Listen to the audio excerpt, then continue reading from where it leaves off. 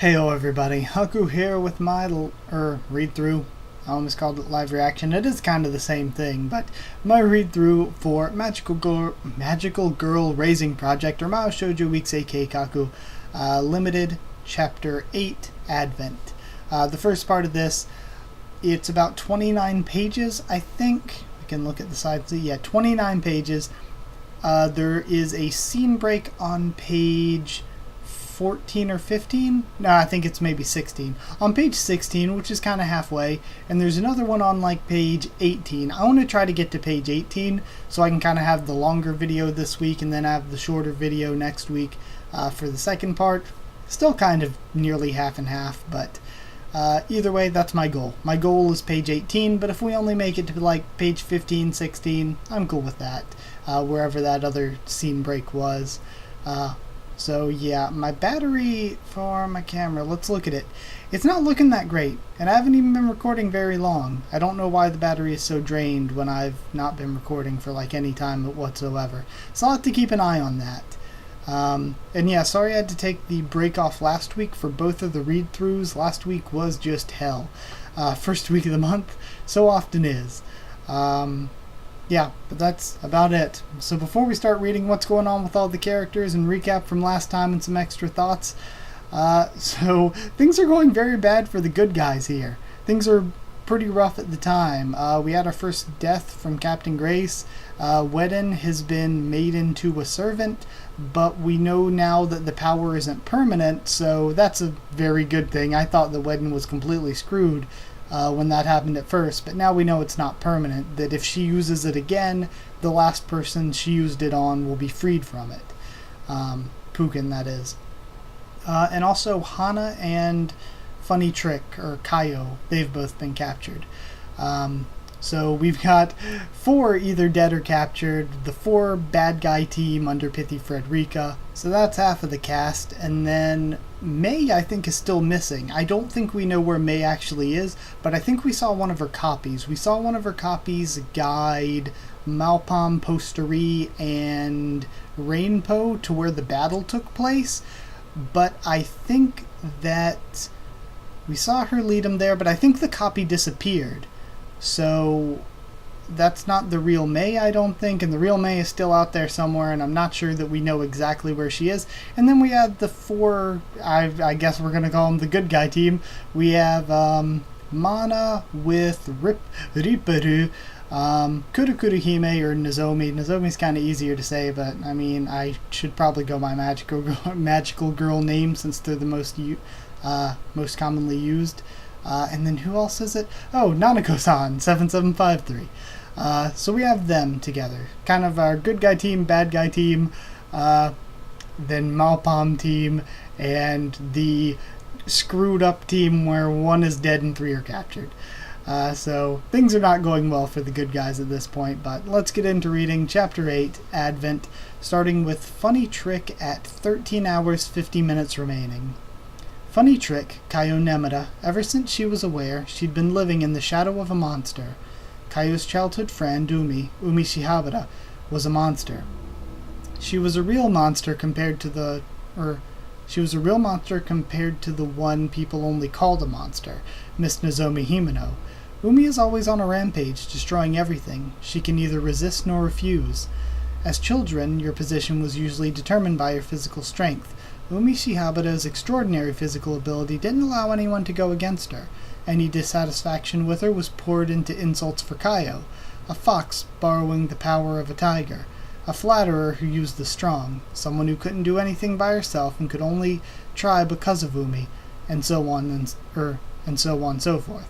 Obviously Umi would get these, but there were a lot of people who spoke ill of Kaio as well. So again, this is something we kind of learned last time, where Kaio feels kind of guilty that she doesn't feel that bad about Umi dying, because even though they were friends, Kaio really didn't care that much for her. The reality was different. Kaio believed that she had nothing to gain from hanging out with Umi. If she could, she'd stop hanging out with her. She was trapped by the fact that she couldn't do anything to defy her. If she defied her, then she'd be exposed to her violence. Then it'd all just be for nothing. Kaio didn't want to imagine being beaten up by someone who could bend climbing poles by kicking them during a tantrum, or someone with the physical strength to do 5 swings on a climbing pole continuously. If she at least had some power, things would probably be different. She told her parents she'd work hard for it, and she got into a karate class. The teacher at her karate class said, "Physical strength alone does not make you a strong person. Strength of mind is also important." Kaio was so impressed due to how similar it was to her own situation that she could cry. That's right, physical strength alone does not make you strong. If she had a strong mind and a calm heart, she wouldn't be troubled by Umi any longer. She could stand living. She could stand living like Umi, She couldn't stand living like Umi, who only possessed physical strength and lived like an outlaw. This teacher was someone she could follow. If she thought about it, it might have been Kaio's first love. His age was far beyond her, and she was still in elementary school, yet he managed to light Kaio's heart. This person is someone she could follow. He was different from Umi. Kaio wanted to be together with him. Umi then crushed all of Kaio's thoughts. Kaio had told Umi that they couldn't play after school together, and she could see discontent in Umi's face as she refused. As Umi went towards the dojo, beat up the coach and her mentor, and stole the sign of the dojo, triumphantly walking away. Okay? A real outlaw might have chosen a different way of handling this. The next day, there was a for sale sign on the dojo, and Kaio's despair deepened. For now, she had to get away from Umi, and to do that, Kaio began to study hard. If she went into a public middle school, she'll be stuck with Umi until graduation.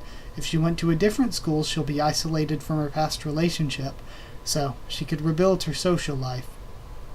Her past would naturally disappear, and she should finally fade out. Kaio focused solely on studying hard. She told no one but her parents and her teachers that she was taking private exams. She was careful not to let her face be seen by other students in interview practices, and she reminded her parents and her teachers not to tell anyone. And, while she was hanging out with Umi on her adventures, she sacrificed her sleeping time for studying. She was good at memorization, and motivated by her desire to break away from Umi. She was encouraged without ever being distressed. Kaio did everything she could before she took the exam. She cared for her health as well, eating nutritiously and avoiding illness via vaccination. At the examination hall in Naimayum Junior High, the classmates from her school that were there were surprised. They were surprised that Kaio was there, and they were even more surprised that Umi was there. Kaio was surprised too. Why was Umi there? When she saw Umi's face at the exam, she thought it was some kind of bad joke. She didn't tell anyone, but somehow Umi knew where Kaio was having an exam, acting as if the two of them taking the exam together was only natural. Kaio tried to regain herself by shaking her head left and right. Okay, now that we're at a page break before the next page, so I already didn't really like Captain Grace that much, but this is making me like her even less than I already did. And I really feel for and like Kaio. But I will say that I said, so what if Captain Grace was the killer all along, and they killed her off first? And I was like, but that had never happened. And then somebody in the comments was like, well, what if that is the case? What if you're right? And I was like, nah, it'll never happen. But I don't know. This is, again, making me think more and more. I don't really trust Captain Grace that much. Umi's scores were, heading on to page 3 now. Umi's scores were usually average. She shouldn't have been studying hard, yet she knew where Kaio was taking the exams. Then she must have tried challenging herself, thinking that there wouldn't be any results unless she tried. Namiyama Middle School was one of the top 3 schools, and last time it said, what was it? Oh god. Yeah, it was a typo last time. Namiyama is definitely the correct name. Namiyama Middle School was one of the top 3 schools in the prefecture. Umi had never been to cram school, and she shouldn't have studied this much, so the always playful Umi Shihabara should fail, and Kaio alone would pass. Then there wouldn't be any problems. The result, both of them passed. Umi bragged proudly that she stayed up for 3 nights straight to memorize everything in her head, but was doing that really enough to pass? After she was admitted, she had heard rumors that the Shihabara family, being the largest landowners here, had donated some money towards the school, so they couldn't even decline her admission. Even if they declined, Umi would find a way to constantly chase her around. Kaio had no idea why Umi was so interested in her this much. She didn't like violence, she didn't have any outrageous pride, her physical abilities were also normal. She wasn't like Umi, who could grip an adult's wrist and break their bones with it. Even if she tried, she couldn't escape. Kaio gave up and accepted her fate. She couldn't defy Umi. Everything would go according to Umi's wishes. Even becoming magical girls, beings that shouldn't even exist, all of them were because Umi wished it would happen. Even if Kaio denied it, even if Kaio insisted that it shouldn't happen, nobody would listen to her. When Umi encouraged that everyone should defeat the evil witch, everyone agreed to it. The class president, her teacher, or even the fairy who gave them their powers had no relationship with Umi, whether they were figures of authority or just her her benefactors. Umi didn't care. She was the kind of bastard who would just beat them up and move forward. When they became magical girls, Kaio thought that she would change a little, but that didn't happen at all. When they became magical girls, Umi, Captain Grace's power was above hers. Firstly, her physical strength became better. Even among magical girls, there was a difference in her abilities. When Kaio transformed into Funny Trick, she wasn't weak. Without Captain Grace, she might be number 1, yet if Captain Grace were there, she definitely won't be number 1. Not to mention, Grace had just shown off her skillful use of her weaponry, her magical pirate ship, and the equipment aboard it today. Her long years of violent situations have given her fighting and combat experience, so when she became the magical girl Captain Grace, these experiences were all very useful to her. She would always be the lead when there was an enemy to fight. Even against the Rabbit Ears magical girl, she stood up against her without any cowardice. Without any bleeding injury, she chased after the Rabbit Ears, or the escaping Rabbit Ears herself. As she saw her figure disappear, Kaio well and truly understood there was nothing she could do for her. Despite giving her magical powers, her base nature hasn't changed. In fact, it only made it appear even stronger. Then Captain Grace fought with a mysterious black sphere and killed it. Its attacks had caused her to bleed. With blood dripping down from her legs and hands, it'd be dangerous if Funny Trick wasn't there to support her. It wasn't something you could call an easy victory, but she looked like she was having fun, not even showing the slightest hint of tiredness. In fact, she looked like she was ready for the next fight. She'll definitely keep moving forward until she died. Was it due to a magical girl's superior endurance? Or was it due to a magical girl's superior healing abilities? Or was it just because of her personality, one that she had ever since she was born? She didn't care about her wounds. Captain Grace would just lick it to get better and look for more enemies. And then Captain Grace was killed. Kaio didn't understand. She didn't understand anything those foreigners were saying. Umi had been violated by a black thing that corroded her, and she didn't understand what was happening to Umi. With half of her forehead shaved off, she didn't understand how things got to this point. She remained stunned up till she arrived to this place, until one of the friends of that magical girl who killed Umi told her, "You felt joy when the pirate died, didn't you?" Her brain, who wasn't thinking of anything until this point, instantly burnt up. Her feverish brain was torturing Funny Trick, shouting, denying. She didn't feel joy. She wasn't happy about it. She couldn't move. She kept wishing Umi Shihabara to go away, but when she died in front of her eyes, she couldn't accept the reality and held on to Umi's hand. Umi can't die here. How could a monster like that die in a place like this? Kaio shouted. She cried. Then the swordsman threw a plate and shut her mouth. Her heart was raging, all of them directed to one thing. She'll never forgive these magical girls. Oh, the power just flickered on and off. I heard it thundering a bit ago. Oh shit. Well, let's hurry this read through along then. Hold on, where was I? Her heart was raging, all of them directed to one thing. She'll never forgive these magical girls. They'd all be given their rewards. They had just insulted Kaio's life up till now. No matter where she was, Umi was always by her side. She thought many times about how she wished that bothersome, disturbing, annoying girl hadn't been with her. She brought her to dangerous places, dangerous encounters, and yet, without even feeling bad, Umi would smile and say, "This is fun, isn't it?" Umi always made Kaio do the things she was doing. her attendant, her accessory. People always made fun of her that way, but Umi always shut them up by force. No one would talk back, but Umi had no one to hang out with but Kaio. Every day she thinks, if only Umi wasn't here, I'd probably have a lot of friends. Umi was a selfish person, who thought it didn't matter if she were tyrannical and violent, as long as she was having fun. Kaio hated her. She thought it'd be better if she'd just disappear, yet somewhere in her heart, she admired her. Funny Trick gritted her teeth. Umi was killed by them. The Patchwork Magical Girl, with that sentence, the Patchwork Magical Girl was eating ham. I love Funny Trick so much, though, because this is such complex emotion, you know, where you hate somebody, but they're still close to you. So, man, it's such complex and well-written emotion. I really like Funny Trick.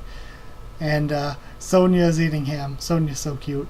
The swordsman was talking to the fortune teller in a foreign language, and beside her, Wedden was serving her. The fortune teller seemed to be rebuking the swordsman. The sound of oil bouncing around the kitchen came from the guitarist. None of them were looking at Funny Trick. They weren't worried about Funny Trick. They were more worried about the other one that was tied up like her, Rabbit Ears.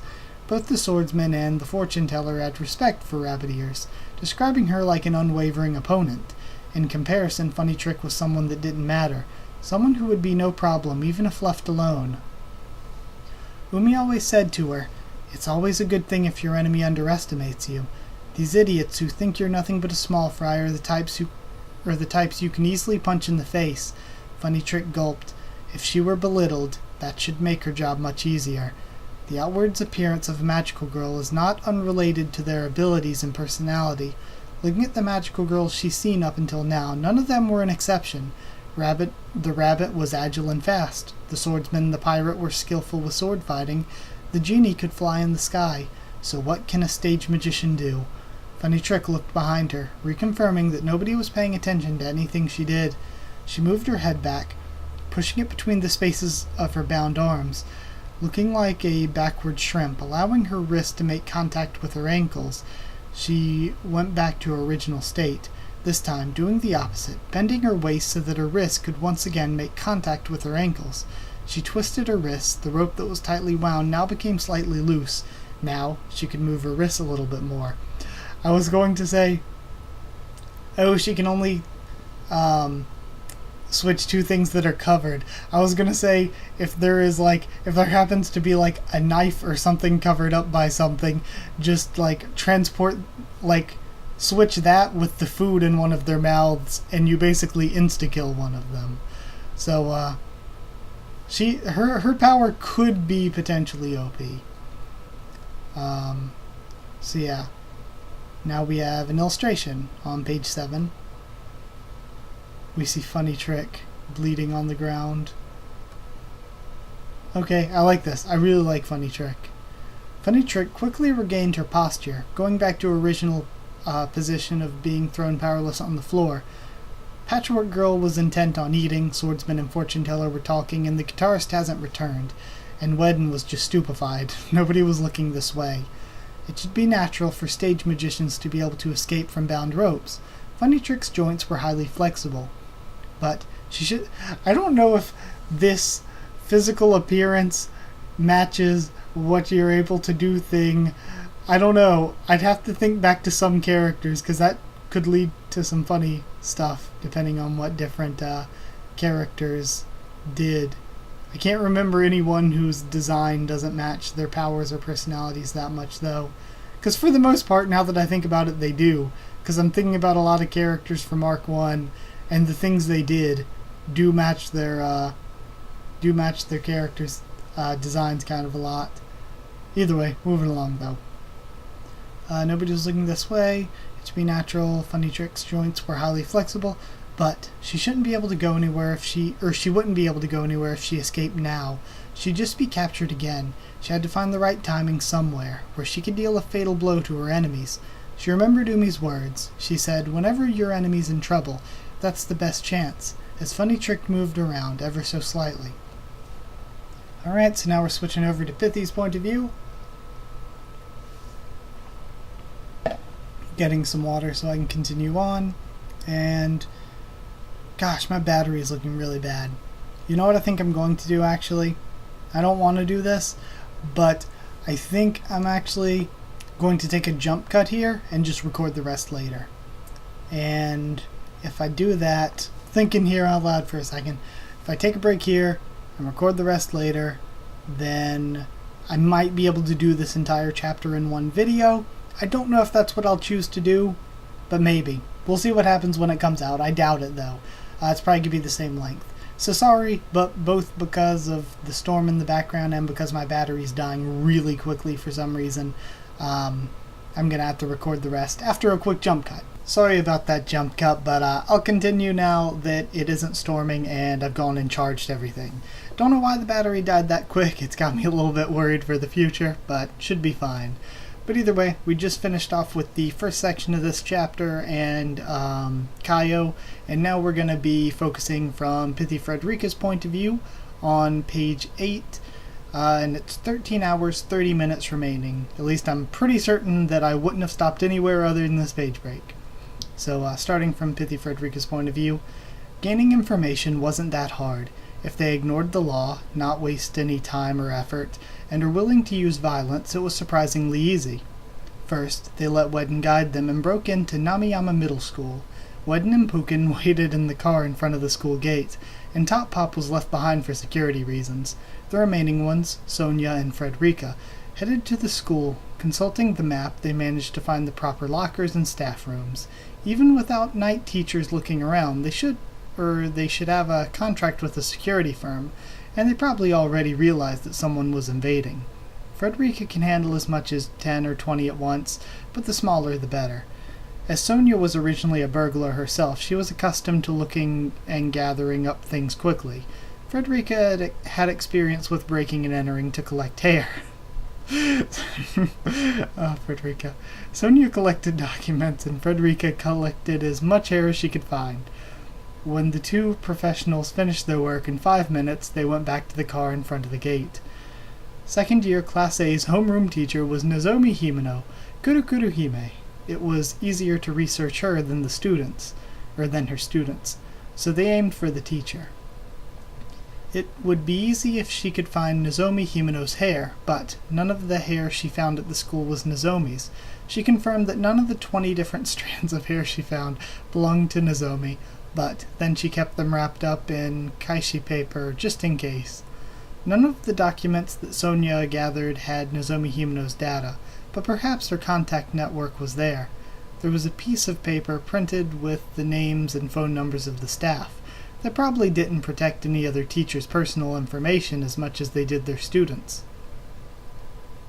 They told Wedden the addresses and asked for directions.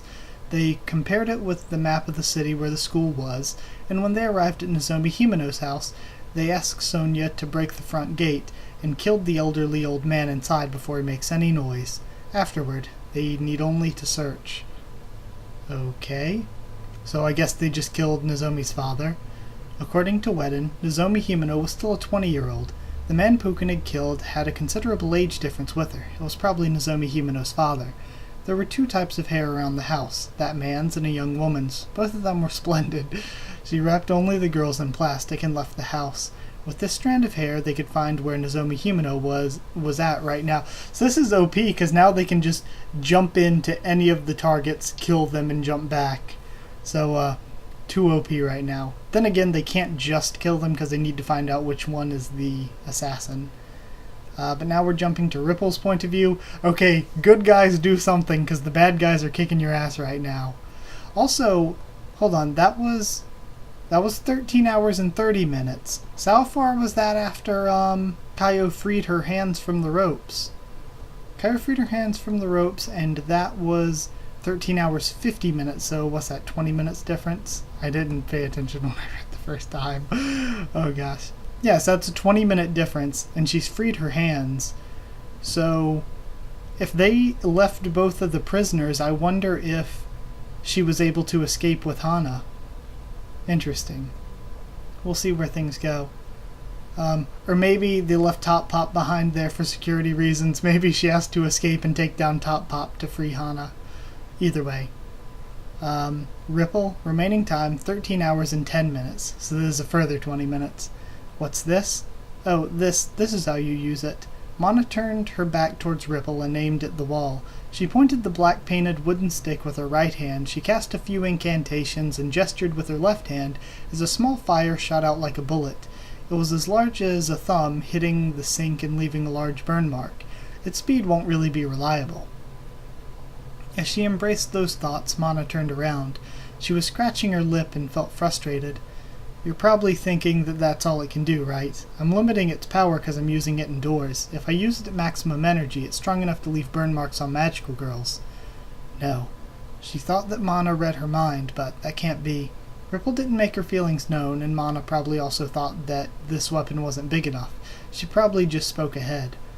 Ripple's friend, the magical girl Snow White, now she can read minds. As she remembered their time together, she smiled slightly, and when she noticed Mana glaring at her, she went back to her expressionless self. My apologies. It's fine. I know it's a shabby weapon. You magical girls could throw anything, and it'd be better in both power, range, and speed. But here's the thing. Mana adjusted her glasses and continued to glare at Ripple. Don't you dare take me for a fool. Okay? Respect me. Okay? Right. Then let me continue my explanation. The meeting they did to discuss the future actions took more time, to discuss their future actions took more time than expected. Thanks to all the stuffiness, shouting, objections, and pleading that was done. And moving together with the very human Mana took time as well. The time limit before the barrier was released kept getting closer. Ripple checked the time on her magical phone, and it was about the only thing that their phones could do now. Okay. Ripple, Mana, Nanako-san, and Kurukuru Hime all moved from the rooftops to their emergency meeting place. They were hiding in an abandoned-looking private home, just 10 minutes' walk from the building. It was a 165-square-meter-old bungalow with no yards. There was a garage, but it was horribly rusted. Just raising the shutters up and down would require a magical girl's strength. Inside were blue vinyl sheets and empty noodle cups, and shochu bottles rolling on the floor. Their scent drifted in the air. The tatamis probably rotten, and she felt like she'd sink down if she sat on them. Regardless of whether or not they were living here legitimately, there were residents. They could see traces of life, but they weren't home. Of course, these people are probably squatters. If there's more of us, they won't show their faces. Of course, if they want to complain, we'll just have to fight them. Right. According to Nanako-san, Pukin's magical skill has the ability to control others' minds. Despite being surprised by the information, Ripple was impressed at Nanako-san's reliability. She might be observing Ripple's movements in an emergency while pretending to be afraid. She had to be careful around her. If Pukin had used her magical skill to mind control Hana or Palm, then their emergency meeting place would be leaked. They'd just be waiting for the enemy to raid them. So they moved their base of operations. Currently, Nanako-san was keeping the telescope that Mana had taken out from her bag. From the empty space between the curtains, she looked towards the emergency meeting place's rooftops. If Hana came, or if Malpam came, or if the unthinkable happened and their enemies came, Nanako-san would inform them straight away. Kurukuru Hime had de-transformed, turning her back towards them as she fiddled with her smartphone. Kurukuru Hime's real identity was just what Nanako-san had already confirmed with her goggles. Ripple had received an explanation about the items that Mana had. Ripple's magical skill was that any weapon she threw would have a 100% chance of hitting have a 100% chance of hitting. Sorry, I didn't see that period. Right now, her costume only had the accessories of kunai and shuriken. If she had other magical weapons, she could become stronger, and it'd be more convenient. She asked Mana for anything she could use as a throwing weapon. Mana seemed reluctant, but she saw the look of urgency on Ripple's face. This is a wand of fire. It shoots out flames with some magical spells. That wasn't useful at all. I have a magical telescope. It can also see through objects.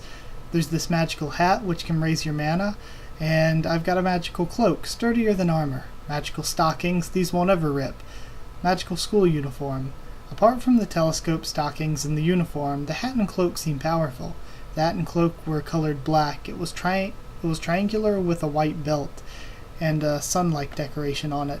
This was a so-called witch's hat. Ripple's old partner had a hat like that once. Ah, the hat and cloak are for mages only. To magical girls, they're little more than decorations if you wear them. So, it was also useless. Why is she showing her these things then? A magical bag that can accommodate any size you want, so you can put whatever you want in it. She once had a similar bag like that. Although it wasn't useful in direct combat, she could stuff as many throwing objects in it, so it might be useful. So, I guess she gave that to Snow White? I guess she doesn't have the bag anymore.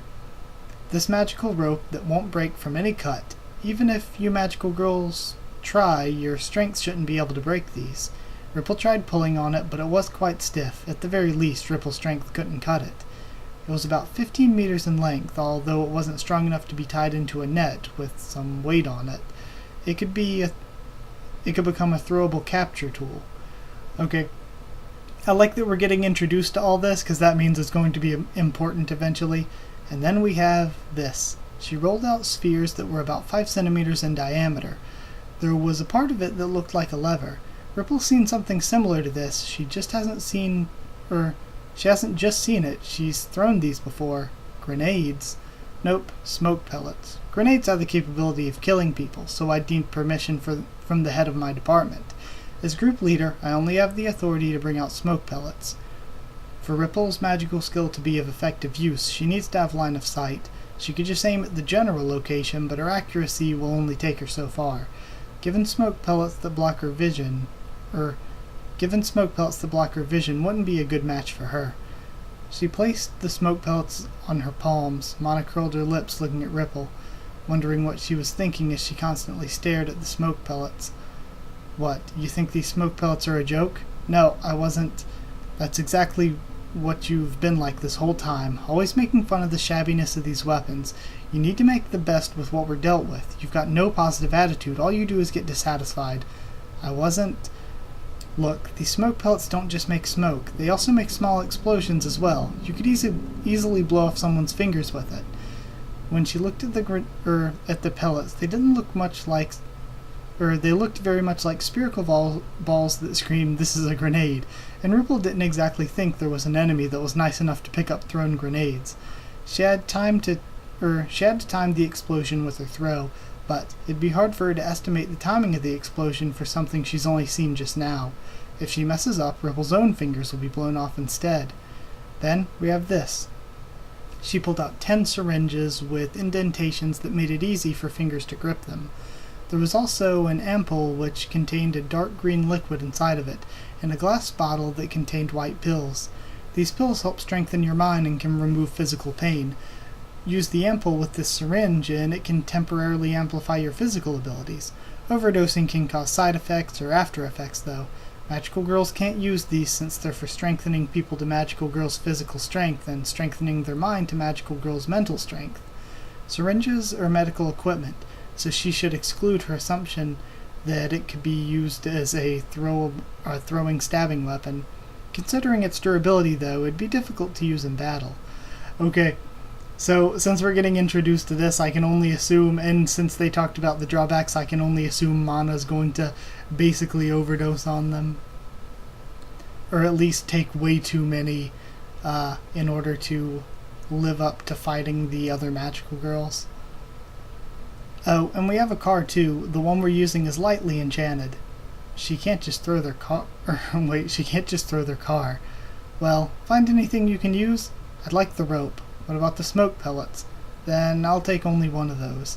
Somehow, Mana looked at Ripple with pride as Ripple put the smoke pellets in her sleeves. Ripple's mood got darker. She completely understood that Mana was just hiding her worry about Hana by showing Ripple all of these items. Mana was competitive. Her self-esteem was strong. She wouldn't forgive anyone who humiliated her. Defeat and death are equal to her. And her high pride led her to professional ethics. She hated being made fun of. She didn't like people in the first place, but if she wanted to live her life, she had to work with other people.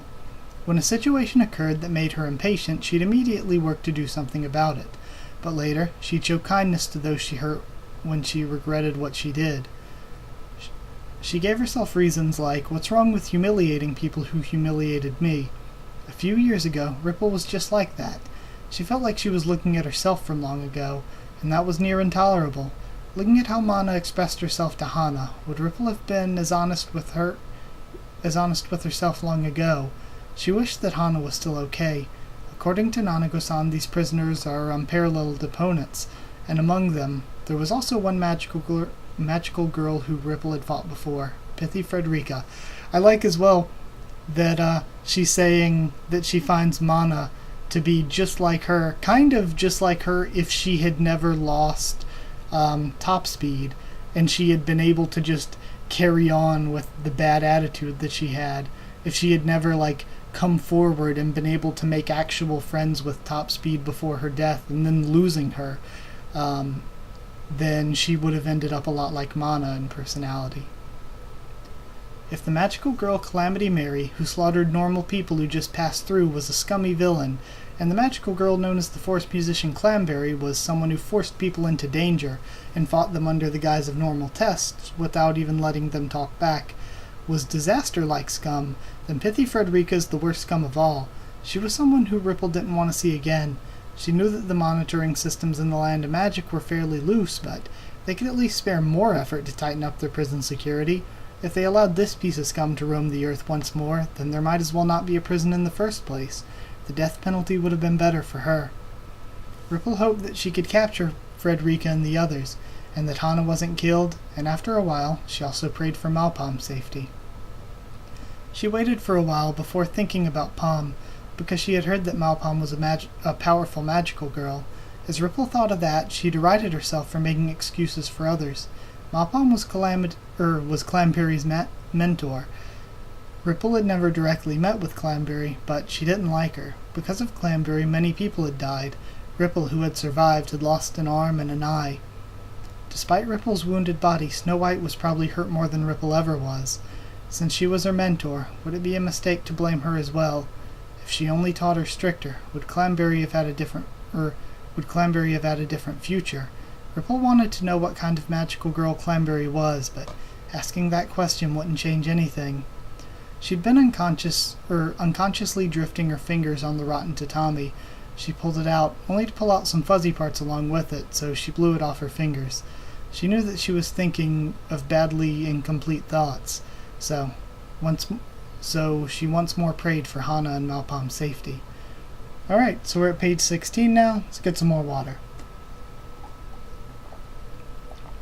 And I've got 2 videos I have to record after this, so I'm gonna continue on, and I've been recording for about 35-40 minutes now, so I'm gonna keep going until, like I said, 17, 18, maybe 19, around page 18 or 19, whenever that page break is when we'll stop.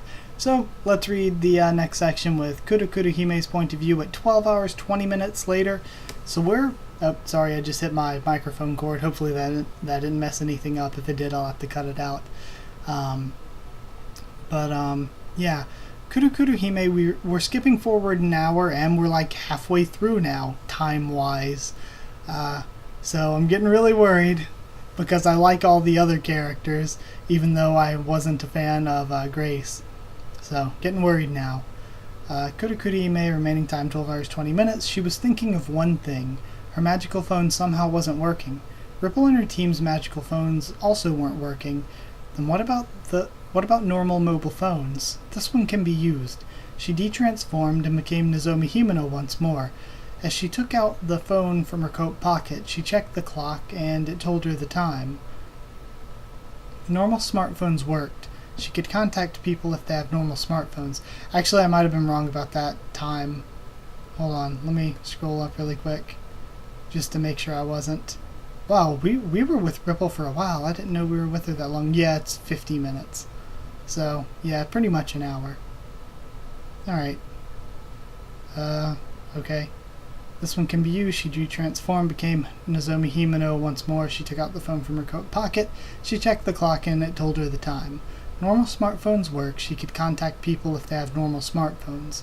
Ripple and the others didn't prepare anything for contacting people other than magical phones in the first place. But Nozomi's group, who didn't even know there was such a thing as a magical phone until 10 hours ago, were different. School rules had prohibited students from bringing smartphones, but most students secretly brought them anyway. Even the teachers knew, as it was an open secret. Okay, she could contact anyone who was like that. There were a lot of things she had to tell them. Her safety, Toko's shadiness. The people they fought as opponents before didn't seem to be bad people at all. When Ripple suddenly grabbed her collar, she stiffened up, thinking what might happen. However, when she talked to her, she learned that she wasn't a bad person. In fact, it looked like she was trying to capture the real bad guys. Mana seemed angry, Nanako-san seemed nervous. Ripple seemed unfriendly, but whether Nozomi was being used as a hostage for the students, they seemed to be more reliable than the fairy. There was a group of prisoners that caused a jailbreak and had entered the city. She also she wanted to tell her students where she was. She wanted to meet up with them first and foremost. She wanted to know where they were as well. She wanted to know if they were all safe. She could use her mobile phone, but she didn't know any of their phone numbers. She wondered how she could get a hold of them, perhaps asking friends of a friend. Students should have friends, and those friends should know their phone numbers. She took out the Class A students' address book.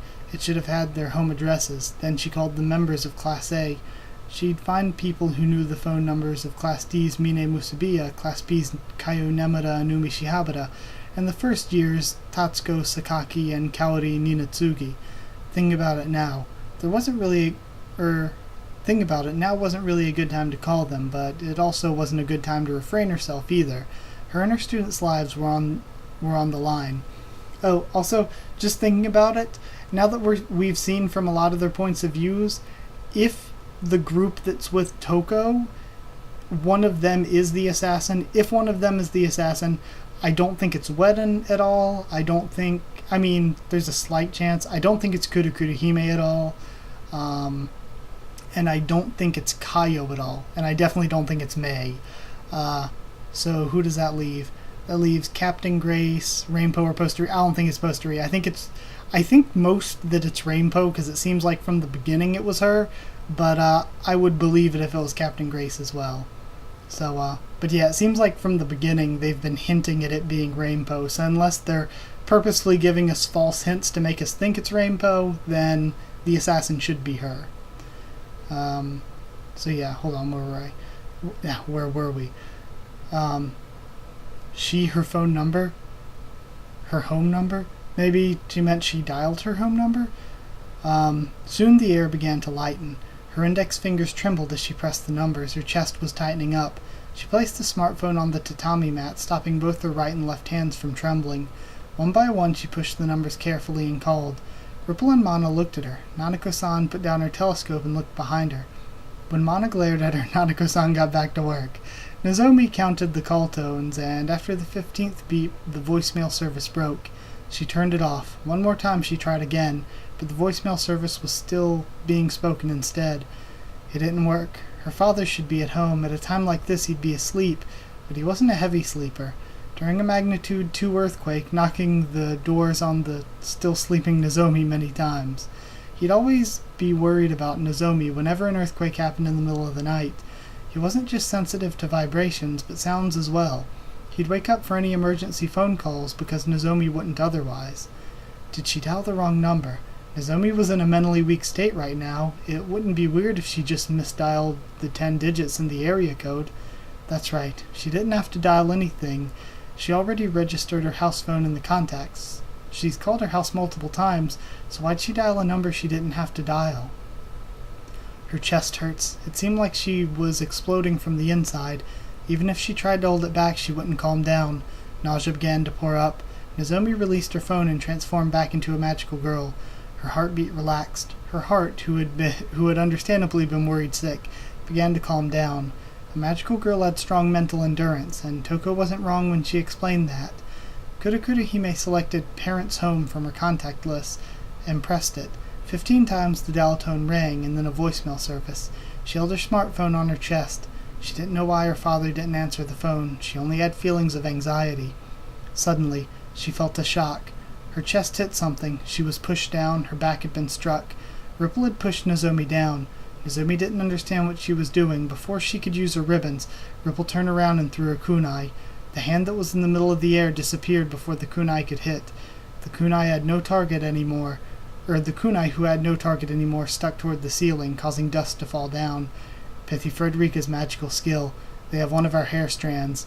Ripples shouted. Nanako-san's trembling voice followed after. A red car's headed this way. Okay.